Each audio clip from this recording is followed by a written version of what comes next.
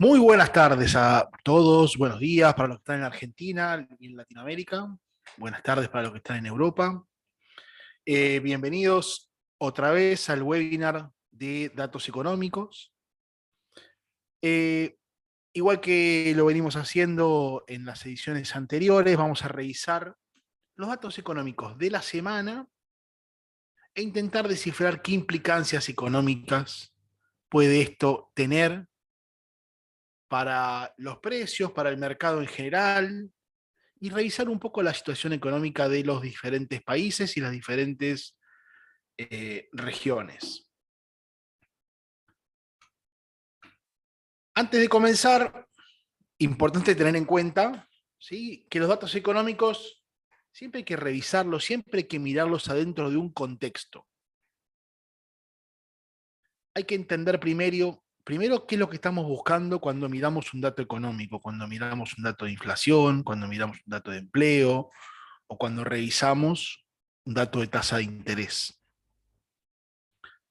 Entender cómo viene la serie de esos datos y entender qué es lo que estamos buscando ahí. ¿Qué reacción, en qué precio estamos buscando a la hora de analizar un dato económico y operar luego el mercado? También hay que mirar cómo viene la serie y qué espera el mercado hacia adelante. Porque lo que espera el mercado hacia adelante muy probablemente ya esté descontado en los precios de los activos que queremos operar o que estamos analizando. Entonces, importante ver cómo viene la serie, importante ver qué está descontando el mercado, qué es lo que hay ya metido adentro de los precios. Y luego entender el dato dentro de un contexto coyuntural. Si miramos un dato de inflación, por ejemplo, de Estados Unidos, entender qué es lo que viene sucediendo, qué es lo que el mercado está mirando de ese dato económico en particular, y eso nos va a ayudar a entender cuando se conozca el dato, qué reacción puede tener. Por un lado los precios y por el otro lado el sentimiento general del mercado. ¿Sí? ¿Qué es lo que el mercado está viendo hoy? ¿Cuál es la agenda que tiene el mercado hoy? El principal driver, creo, que tiene el mercado hoy son los temores o el temor de que haya una recesión en Estados Unidos y eso impacte en toda la economía mundial. Viene esto de la mano de las fuertes presiones inflacionarias que hay, tanto en Estados Unidos como en Europa.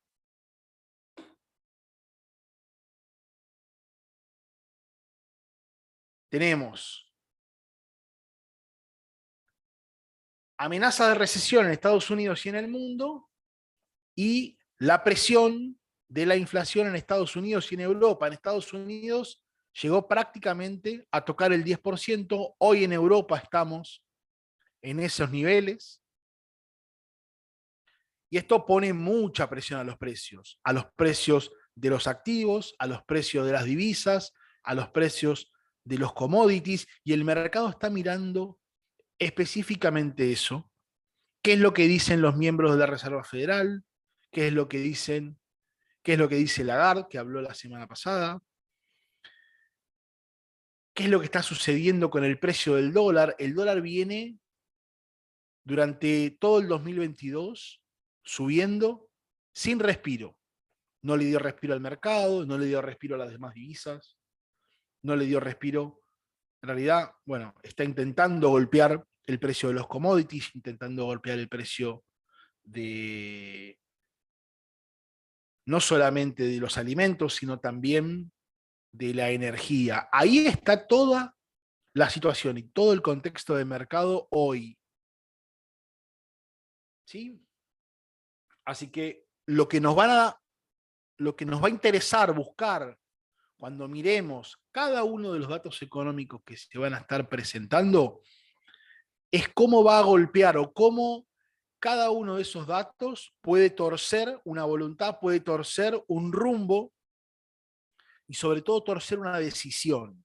Hoy la Reserva Federal viene muy comprometida en combatir la inflación con su principal herramienta, que es la política monetaria, basada, por un lado, en la tasa de interés y por otro lado, en su programa de recompra de activos, lo que hasta el 2021 fue el Quantitative Easing, el QE,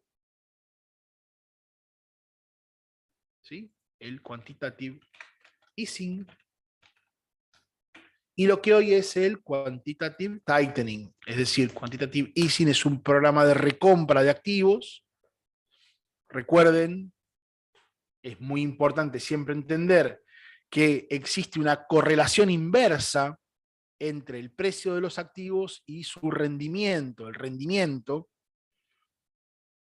cuanto más sube el precio de los bonos, el precio de los activos en general, bueno, más caen sus rendimientos.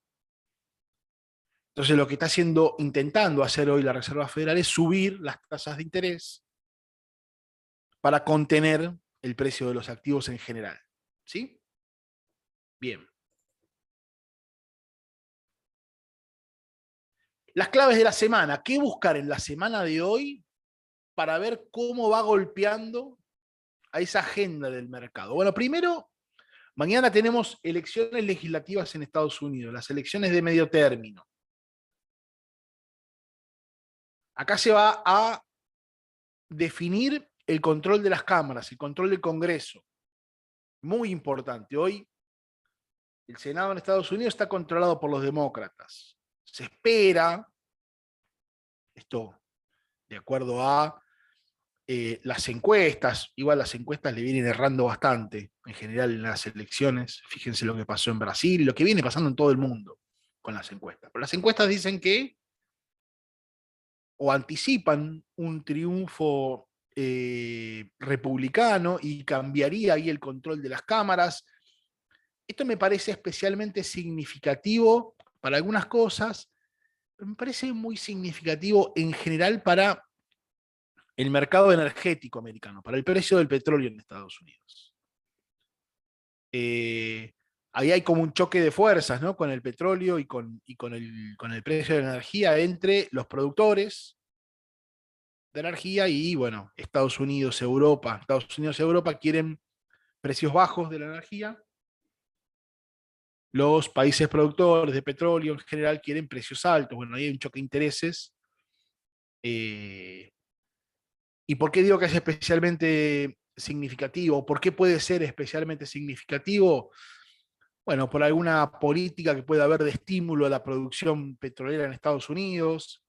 ¿Sí? Los republicanos son en general son más pro petróleo, más pro producción de petróleo. Esto se puede ver en cómo fue evolucionando. Lo vamos a ver después más tarde en el dato del rig count, de la cantidad de pozos que hay en este momento en, en perforación. Después tenemos el dato de la inflación de octubre. Acá el mercado va a estar mirando esto con una atención muy alta. ¿Sí? A ver si finalmente logra la inflación comenzar un incipiente sendero bajista. Todavía tenemos la inflación en niveles muy altos, muy altos. Vamos a ver si con el dato de octubre, bueno, empieza de a poco a insinuar una baja. Vamos a ver qué pasa. Después, por otro lado, tenemos al Reino Unido publicando sus datos de PIB, de Producto Bruto. El Reino Unido viene con muchas dificultades en su economía, con una debilidad muy fuerte en la libra, viene con un problema con el costo de vida, el precio, o digamos, una suba en el costo de vida, y con algún tema o algún problema en su actividad económica. Vamos a ver qué dice su dato de PBI esta semana. Sobre el final de la semana tenemos el dato de sentimiento del consumidor en Estados Unidos, que lo mide la Universidad de Michigan, también es un dato relevante. para ver cómo alimenta la actividad económica en Estados Unidos. Recuerden, Estados Unidos, el dólar hoy en día todavía, mañana es una incógnita, pero hoy por lo menos, al día de hoy, sigue siendo el tractor de la economía mundial, el dólar sigue siendo la moneda de referencia en el mundo. Lo que pasa en Estados Unidos cascadea, se replica, se termina de alguna forma replicando, drenando al resto del mundo, sobre todo a las economías más débiles, pero a todo el mundo en general. Eh, y el principal motor de la economía americana es el consumo. ¿Sí? El sentimiento de los consumidores, cómo se sientan los consumidores respecto a eh, sus posibilidades de consumo, siempre es relevante. Y por último, sigue la temporada de resultados del último trimestre en Estados Unidos. La temporada de resultados es la época en la que las empresas reportan sus resultados trimestrales, algunas por supuesto anuales, pero siempre sus resultados trimestrales, es el último trimestre del año. Eh, Ahora vamos a dar una miradita muy por arriba, ya reportó una gran cantidad de empresas, ya reportaron sus datos.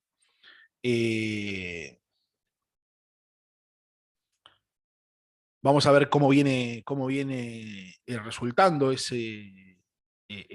cómo vienen esos reportes, qué es lo que falta, y cómo eso puede pegar hacia adelante en el mercado en general. Vamos a meternos en los datos duros. Hoy tenemos algunos miembros de la Reserva Federal hablando acá.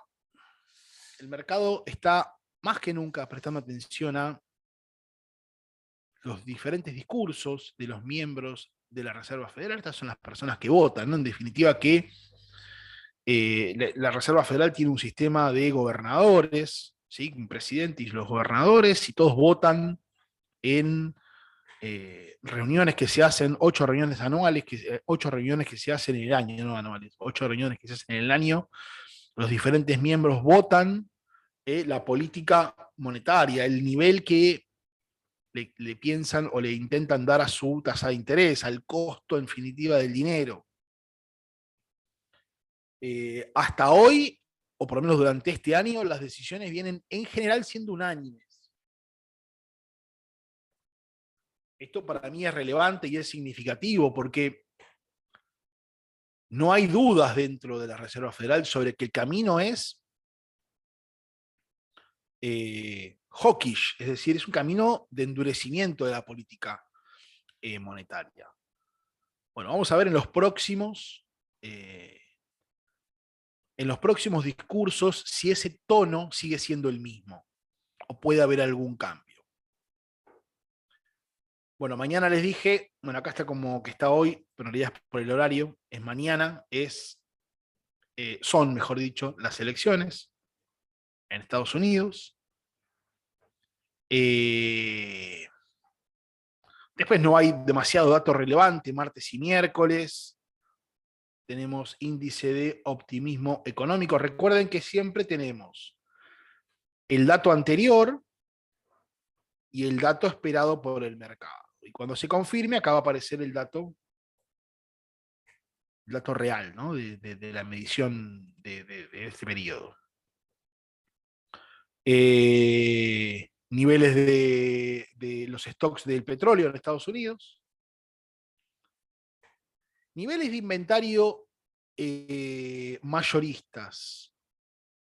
Este es un dato de esos que cuando se publica no suele mover los precios, pero sí es interesante para irlo siguiendo, ir entendiendo qué pasa con los stocks en Estados Unidos, en general, ¿no? Recuerden que los precios o el precio de los productos es un poco lo que arbitra entre la oferta y la demanda, ¿no? Es el punto de equilibrio entre la oferta y la demanda.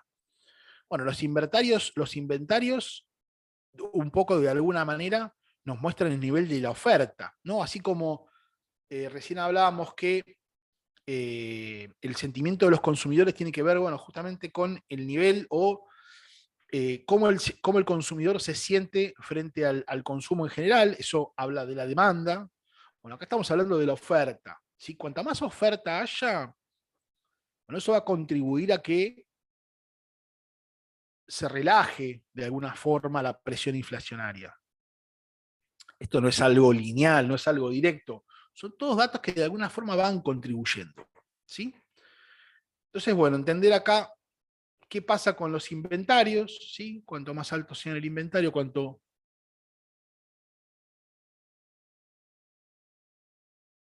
más producto disponible haya, bueno, mejor para relajar un poco las presiones inflacionarias. ¿Sí?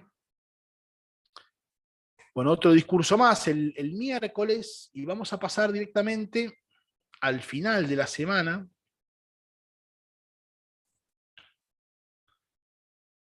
Tenemos el jueves el dato más esperado, yo creo, por el mercado, que es la inflación de Estados Unidos. ¿Sí? El CPI, el IPC, el índice de precios al consumidor, Consumer Price Index en inglés. La inflación, básicamente el dato de inflación de Estados Unidos. Este es el dato que hoy está mirando la Reserva Federal. En realidad la Reserva Federal mira un indicador similar, que es el PCE, vendría siendo como la inflación minorista, la inflación de los consumidores. El IPC habla de la inflación en toda la economía, ¿no? Precios mayoristas, minoristas, esto es una canasta de bienes y servicios que de alguna forma refleja eh, a toda la economía en general, representa a toda la economía en general. ¿Qué viene pasando? Bueno, venimos teniendo una presión al alza. Vamos a mirar un poquito, porque me parece importante un poco hacer zoom sobre esto, ¿no? Hacer un poco darle una mirada un poco más fina, un poco más delicada a esto. ¿Sí? Acá tenemos, ven, tasa de inflación, año contra año, de octubre. Vamos a ver cómo viene el gráfico en general, ¿no? Cómo viene, cómo es el devenir de la inflación en el último año o en el último año y medio. Cada una de esas barras representa un mes de reporte. ¿Sí? Esto viene desde octubre más o menos del 2020. La inflación venía en niveles relativamente lógicos. ¿Sí? Eh, Fíjense, ahí viene un nivel, ¿no? Promedio, ¿sí? Un poco más arriba, un poco más abajo, depende del mes. Capaz que un promedio sería un chiquitín más arriba. Acá podríamos tener un promedio. Esperen que hice macana.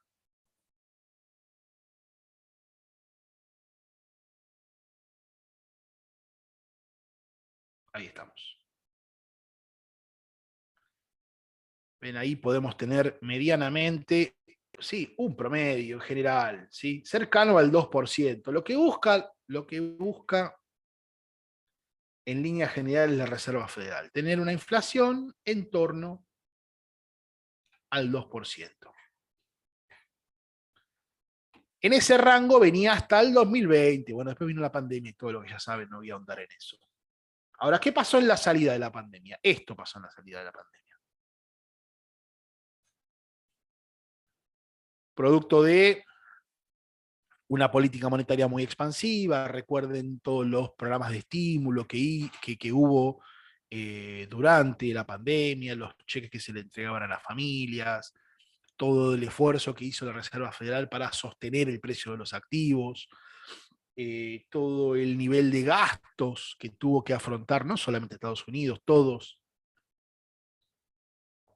los países del mundo emitieron muy por encima de sus niveles promedios, de niveles habituales. Eso de alguna forma terminó drenando a la economía y terminó en esta presión inflacionaria que ven acá, ¿sí? Este desbande inflacionario que hay acá, que estuvo en niveles del 9%, algo, un nivel, bueno, inaceptable desde el punto de vista de la Reserva Federal y de lo que son los objetivos de Estados Unidos, al menos, y en general esto sucede con la mayoría de los bancos centrales del mundo. Ahora bien, ¿qué viene pasando desde julio, julio, agosto? Más desde agosto.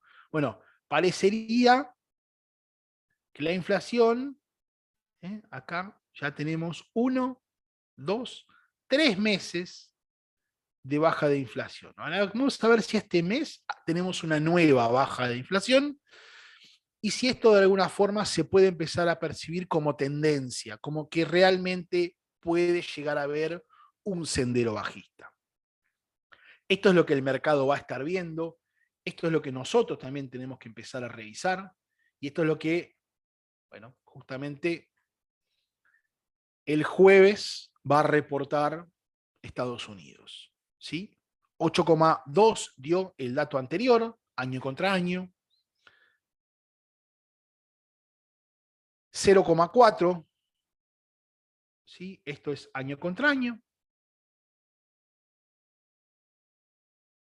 Esto es mes contra mes. Bueno, vamos a ver qué dato viene reportado. Esto es el nivel de inflación general. Luego tenemos el nivel core o el nivel subyacente. ¿Qué es la inflación core o la inflación subyacente? Bueno, es la misma medición, pero quitando los componentes más volátiles, que en este caso no, siempre son la energía y los alimentos. En general, energía y alimentos suelen ser estacionales, suelen tener dispersiones grandes en general. Entonces, muchas veces desvirtúan el dato de inflación y bueno, se publica tanto una versión estándar y una versión core, sin elementos volátiles. Que en este caso son particularmente dos elementos que vienen traccionando muy fuerte al alza en materia de inflación. La semana que viene vamos a mostrar vamos a meternos un poco más en el tema de inflación, porque me parece que es el dato clave. Entonces ahí me parece interesante desmenuzar un poco qué es lo que pasa con la inflación adentro, ¿sí? Y ver que cuando uno ve un dato de inflación es un dato promedio. Metido ahí adentro hay un montón de cosas. Si uno desmenuza, ve cuánto hay de inflación de combustible, cuánto hay de inflación de alimentos, cuánto hay de inflación de indumentaria, cuánto hay de esparcimiento, cuánto hay de cada uno de los componentes de la economía, ¿sí? Vehículos. Van a ver que hay algunos, no muchos, que están pegando muy fuerte, otros que están en un nivel medio y otros que están inclusive por debajo de la inflación. Entonces, entender eso me parece importante. Si en el nivel core estamos en un 6,5 más o menos, bueno, vamos a ver qué termina resultando. Sobre el final de la semana tenemos sentimiento con los consumidores, ¿sí? De la Universidad de Michigan. Hemos hablado de esto. Acuérdense, siempre mirar la tendencia, cómo viene. Viene subiendo, viene bajando, se viene estable. Bueno, ahí entender qué es lo que pasa. Y después yo les había hablado de este dato de Bakers, el recount. Esto es, de alguna forma, un recuento que hace Baker Hughes, uno de los actores del mercado de petróleo de Estados Unidos más grande.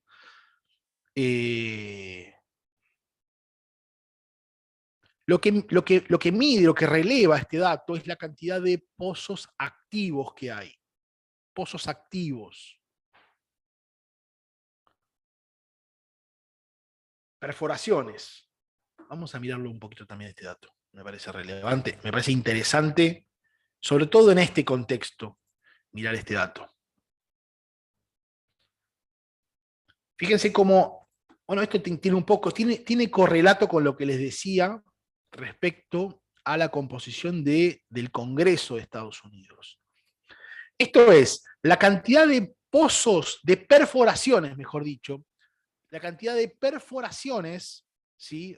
Es eso, perforación, significa cantidad de perforaciones que hay activas, o sea, pozos que se están perforando en este momento en Estados Unidos. Y fíjense cómo venía en la prepandemia, en la época en la época de republicanos en Estados Unidos, estábamos en niveles de, bueno, cerca de los 800 pozos, ¿sí?, activos en perforación.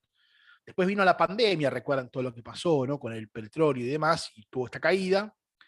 Y ahora viene, o venía, mejor dicho, en esta recuperación, venía en esta recuperación.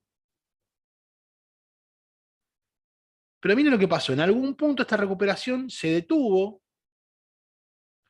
y se detuvo en un nivel más bajo que tenía en la prepandemia. Bueno, hay que ver si esto no tiene alguna correlación con las nuevas tendencias de, bueno, cuidado del medio ambiente, ¿sí?, todo, las nuevas energías, las energías renovables, ¿no?, todo el cambio que puede de alguna manera venirse y que de alguna forma también está pegando en el precio del petróleo y el precio de la energía en general. Entonces, entender qué es lo que pasa con las exploraciones en Estados Unidos nos puede dar alguna pista incipiente quizás, pero alguna pista de lo que puede pasar. El dato anterior fue de 770. Vamos a ver si nos acercamos a los 800 o a los 900, o si nos mantenemos en ese punto o si esto baja, ¿sí? Bien. Europa. ¿Qué está pasando en Europa? Europa comenzó, ya viene con un sendero de tasas alcistas, pero ahora está como poniéndole más presión a la suba de tasas. Esto es interesante para entender qué es lo que puede pasar, sobre todo con la cotización del euro dólar, uno de los activos o una de las divisas, la divisa más operada en el mundo, uno de los instrumentos más interesantes a la hora de hacer trading y buscar ahí movimientos en los precios. Entonces, entender qué es lo que pasa en Europa, qué es lo que pasa con el euro, nos puede, bueno, llevar a entender también qué es lo que puede estar pasando, no solamente con la economía, sino con las oportunidades que se pueden presentar, ¿sí? Europa viene con también los mismos dos problemas que mencionábamos antes. Una muy alta inflación, ¿sí? Una muy alta inflación y una presión bajista en la producción. Venía cayendo en los niveles de producción. Bueno, hoy salió el dato de la producción industrial de Alemania. ¿Por qué es importante la producción de Alemania para el euro? Por varios motivos. Primero, Alemania representa cerca del 30% del PBI de la zona euro. Y Alemania, de alguna forma, el tractor de la economía alemana es su producción industrial, son sus exportaciones. Entonces, bueno, ahí hay todo un correlato frente a cómo la producción industrial alemana puede contribuir de manera positiva, primero, a los niveles de producción en general y a la actividad económica en general de Europa, pero también cómo puede contribuir al precio del euro. Recuerden que el Banco Central Europeo se creó hace más de 20 años y que el principal aportante, bueno, fue el marco alemán. De alguna forma, Alemania es la referencia del euro, de la zona euro. ¿Y qué es lo que pase con Alemania? ¿Qué es lo que pase con, primero, su nivel de actividad y luego con su inflación? Bueno, va a darnos buenas pistas sobre qué es lo que puede suceder en general con el precio del euro. El dato de hoy salió mejor, mucho mejor de lo que el mercado esperaba. Miren, el dato anterior había sido negativo, inclusive con la revisión que había tenido. Había sido a la baja y el mercado esperaba que siga bajando. Bueno, no sucedió eso, sino que sucedió lo contrario. Alemania mostró un crecimiento mes contra mes en septiembre Y estas son buenas noticias. Son, en general, buenas noticias para el euro. Para el euro que viene junto con el dólar en una zona muy interesante. Vamos a mirar un poquito esa parte. Perdón, ¿eh?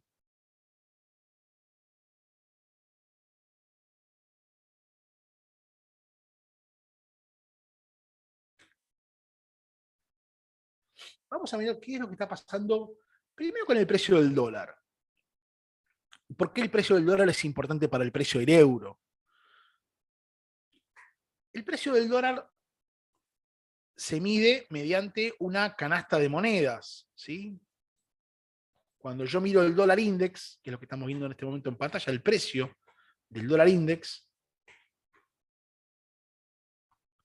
lo que nos muestra es el precio relativo frente a una canasta de monedas compuesta por principalmente el euro, pero también por la libra esterlina, el franco suizo, el yen, el dólar canadiense y la corona sueca. No me quiero meter en un terreno de los analistas, pero digamos, no hay que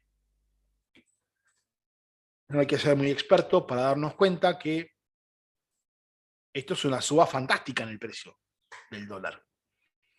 Que arrancó en el principio del 2022, ya venía en una fase alcista durante la segunda parte del 2020, pero a una velocidad diferente. Vean lo que era esta velocidad de suba y cuál es la velocidad de suba de este año. Está claro que, si bien es todo un movimiento alcista, esto no tiene nada que ver con esto, ¿no?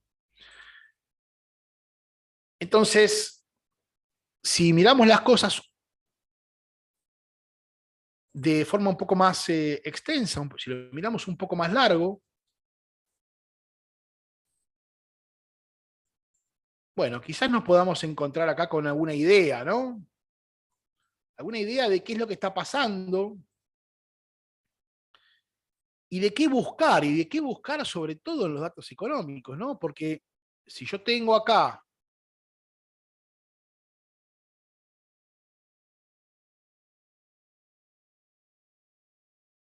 ¿no? Si yo encuentro, mejor dicho, acá en el precio del dólar,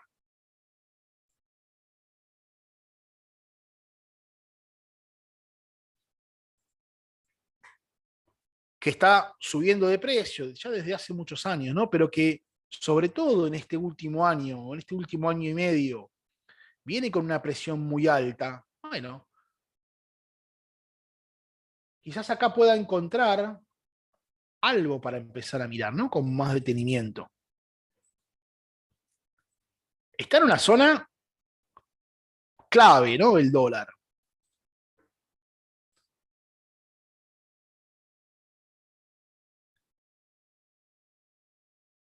Y en definitiva, buscar pistas en los datos económicos nos puede llevar a entender si esa zona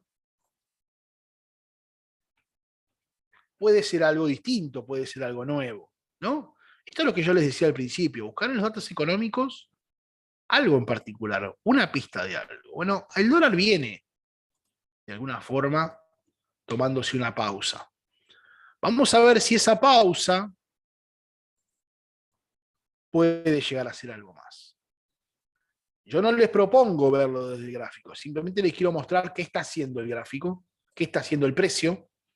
Yo les quiero proponer que ustedes, desde los datos económicos, intenten buscar alguna zona que les haga de base para, bueno, buscar el movimiento que ustedes crean conveniente, pero buscar en el dato económico algo de qué agarrarse. Por el momento, en Europa no estamos viendo nada distinto de lo que viene pasando. Pero la pregunta es, y vamos a el dato de el que va a publicarse el viernes. Esta tasa de inflación que viene en Alemania, ¿sí? Del 10%, esta presión que viene del 10%. De alguna forma está haciendo que Europa, que el Banco Central de Europa reaccione subiendo la tasa de interés. Viene rezagado frente a Estados Unidos. Pero bueno, si combinamos ambas situaciones, si Estados Unidos empieza a mostrar señales de que afloja su inflación y Europa sigue mostrando una inflación todavía firme, por más que el dato económico, perdón, por más que el dato de tasa de interés de Europa todavía esté rezagado frente al de Estados Unidos, me parece interesante entender la velocidad de cada uno de esos ajustes. Si la velocidad del ajuste de Estados Unidos puede aflojar y la velocidad del ajuste de Europa, bueno, ahí pueda empezar a acelerarse. Y ver qué pasa en los datos económicos, ver cómo se empiezan a mostrar estos datos económicos, bueno, quizás nos pueda dar alguna pista en ese sentido. ¿Sí? Miren lo que pasa, algo similar, ¿no? Con el precio del euro. El precio del euro viene haciendo exactamente lo contrario que el precio del dólar, ¿no? Viene ya hace muchos años con una presión bajista. 2018, bueno, en la pandemia tuvimos esta recuperación, pero enseguida empezamos con todo este sendero bajista. Bueno, hay que ver si acá en este movimiento que está haciendo el euro, si es simplemente un descanso o si puede llegar a ser la base para algo nuevo. Yo les propongo que miremos en los datos económicos si encontramos alguna pista que nos ayude a entender eso, simplemente. ¿Bien? Bueno, sigamos con Reino Unido. Reino Unido, bueno, que viene con serios problemas, lo hablábamos al principio, en su moneda, en el precio de su moneda, ¿sí? Tiene una debilidad muy fuerte hoy la libra, tiene una debilidad muy fuerte la economía, tiene un crecimiento muy alto en el nivel en el precio, en el costo de vida de los británicos. Y bueno, hay que ver si los datos nos pueden llegar a mostrar algo distinto, ¿sí? Nos pueden llegar a mostrar algo distinto. Bueno, por ahora viene mostrando una caída, ¿sí? Una caída en el precio de su, en el precio no, en la actividad de su economía, en el PBI de su economía viene mostrando un descenso, ¿sí? Una contracción en la economía. Que el mercado descuenta al menos, que se puede empezar a profundizar más todavía. Bueno, desde que Gran Bretaña salió de la zona euro, bueno, no viene teniendo las mejores noticias en general, ¿no? La libra no se viene comportando de buena manera, la libra que siempre fue una moneda muy fuerte, que siempre tuvo niveles bastante altos, bueno, viene cayendo de precio sistemáticamente en los últimos años, ¿sí? Bueno, acá algo parecido a lo que yo les mencionaba con el precio del euro, ¿no? Bueno, hay que, todavía Gran Bretaña no está mostrando absolutamente nada distinto. Y hay que ver cuánto margen tiene el Banco de Inglaterra para subir su tasa de interés con estos problemas que yo les mencionaba, ¿no? Del nivel del costo, el costo del nivel de vida, perdón, el precio del costo de vida y su nivel de actividad. Bien, China. ¿Por qué me parece relevante mirar a China? China me parece que, más allá de ser la segunda economía más grande del mundo, más allá de ser un gigante y más allá de todo lo que implica para la economía mundial en general, me parece relevante hoy en día para los precios, me parece relevante hoy en día para la inflación. Eh, que China produzca, que China tenga la capacidad de abastecer de manera plena al mundo de productos o no, que pueda tener la capacidad o no, es lo que puede determinar en algún punto la disponibilidad, la oferta que haya de bienes en el mundo y cómo eso puede de alguna forma marcar el devenir de la inflación. Buena parte, creo yo, de los problemas que tuvo Estados Unidos con la inflación durante 2022 tienen que ver con los confinamientos, el primer confinamiento que hubo en todo el mundo en general, pero además cómo fueron contribuyendo, cómo fue la política de cero COVID que tuvo China durante bueno, el último año, los últimos 2 años, y cómo eso desabasteció de alguna forma el mercado y empezó a presionar más, sobre todo el precio de los bienes en general. Pero lo que estoy viendo, lo que se está observando en China en general, es una desaceleración de su economía y en general de sus exportaciones. Esto me parece un dato relevante.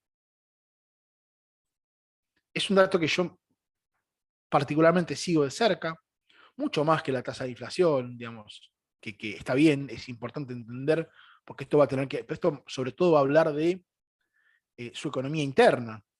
Pero las exportaciones en China, las importaciones y las exportaciones van a hablar de la economía en general mundial. Es verdad que hay todo un proceso de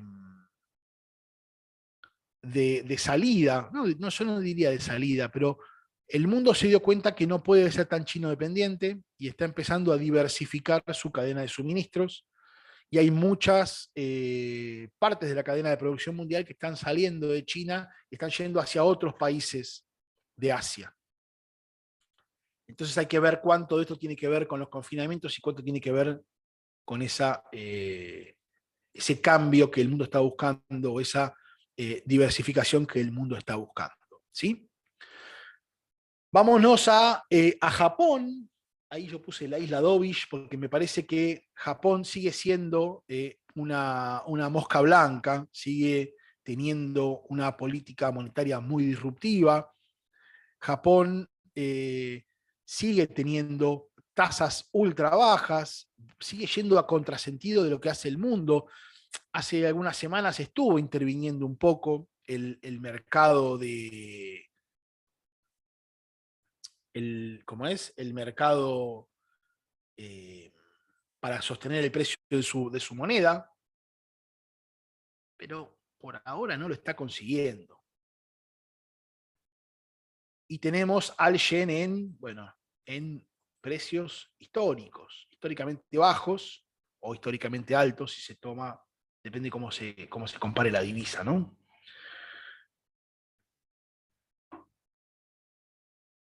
Y no pareciera estar dando signos de que eso cambie. No pareciera estar dando signos de que eso cambie. La inflación está empezando de a poco a presionar al alza. Acá tenemos el índice, el jueves tenemos reportes de índices de precios mayoristas. Recuerden que la inflación mayorista es como un anticipo de lo que es la inflación minorista después.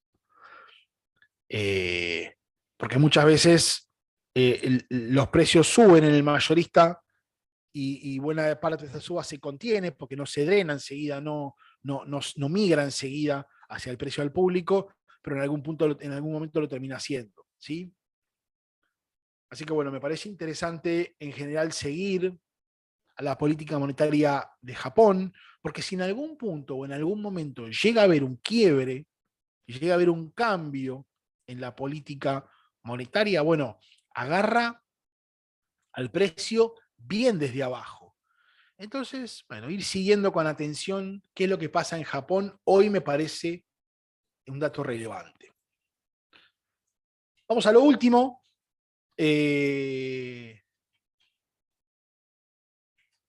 Oceanía, vamos a Australia y a Nueva Zelanda. Acá tenemos, bueno, en lo que es materia de datos, hay poco esta semana. Tenemos confianza al consumidor en Australia, confianza empresaria, todos los índices de Westpac, los índices que elabora Westpac. Acá me parece importante eh, seguir esta divisa, primero porque es una divisa que en general Es la que más usan los traders para buscar mucho riesgo, ¿no? Para buscar movimientos bruscos. El dólar australiano venía ganándole de alguna forma al dólar neozelandés durante durante todo el año. Y en la segunda parte del año empezó a suceder algo distinto. ¿Por qué? Porque de alguna manera cambió el tono del RBA, del Banco de Australia, y el Banco de Nueva Zelanda continuó con su tono hawkish, con su tono duro, y esto terminó impactando en el precio del dólar australiano contra el neozelandés. Este movimiento a mí me parece francamente muy interesante. Hay que seguir muy de cerca toda vez que hablen los miembros de los bancos de Nueva Zelanda y de Australia, porque acá me parece que puede llegar a haber la formación de, bueno, algo distinto, ¿no? ¿Qué es lo que en general buscan los inversores? Que haya un cambio y que se formen nuevas tendencias, ¿sí? Así que yo seguiría muy de cerca, en general, todo lo que sucede en Oceanía, porque me parece que van a haber buenas oportunidades. Ahí hay que seguir, de alguna forma, los niveles de precios y los niveles de actividad económica. Si Australia muestra que no necesita endurecer tanto su política monetaria, bueno, puede que esa tendencia que estábamos viendo que se empieza a generar continúe. Si no, bueno, veremos si termina siendo finalmente tan solo una corrección o si termina siendo un movimiento más grande. Bueno, hasta acá llegó la presentación de hoy. No sé si habrá alguna duda, alguna consulta, algo que quieran preguntar. Estamos abiertos a escuchar. Si no, bueno, pueden seguirme en mis redes sociales, en Instagram. Tengo un blog que me pueden también seguir. Ahí publico datos, publico artículos, ¿sí? Que puede llegar a ser de interés de alguno de ustedes. Si no, me siguen en LinkedIn. Recuerden que todos los lunes a las 11 de la mañana, bueno, hacemos este webinar presentando los datos económicos y siguiendo, monitoreando de alguna forma el devenir de la economía mundial en general, ¿sí? Bueno, muchas gracias. Que tengan una excelente semana, que hagan buenos trades y nos vemos en 7 días. Un abrazo para todos.